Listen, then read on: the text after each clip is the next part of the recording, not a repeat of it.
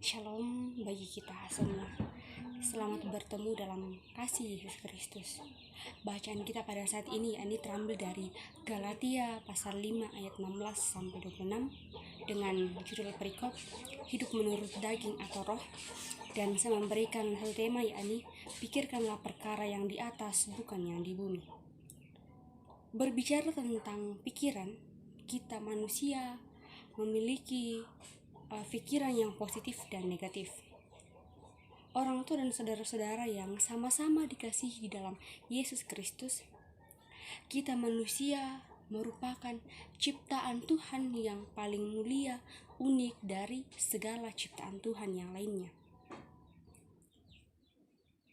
di mana Yesus telah lebih dulu mengasihi kita.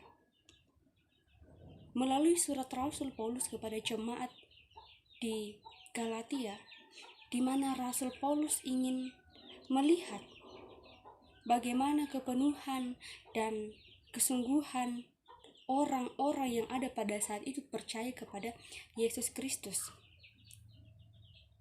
Dari semua itu, Rasul Paulus mengingatkan bahwa Yesus itulah satu-satunya sang penyelamat hidup yang kekal di dalam setiap kehidupan manusia. Dari tema kita pada saat ini, pikirkanlah perkara yang di atas, bukan yang di bumi.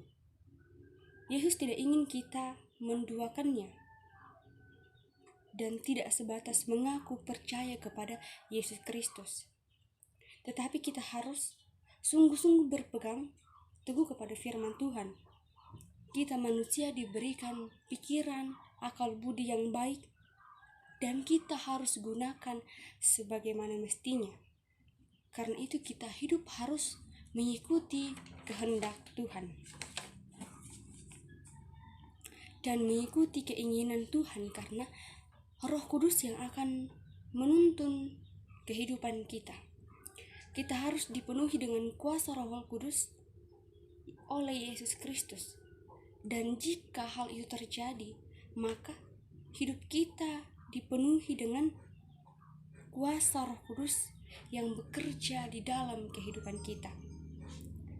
Kita harus meneladani, mencontoh sikap hidup Rasul Paulus yang dimana dahulu kita tahu dihina dan lain sebagainya, tetapi selamanya dalam penjara ia menulis, ia berkarya bagi Yesus Kristus, karena dia tahu Tuhan tidak pernah meninggalkan dia dan dia selalu ada bersama-sama dengan Yesus Kristus.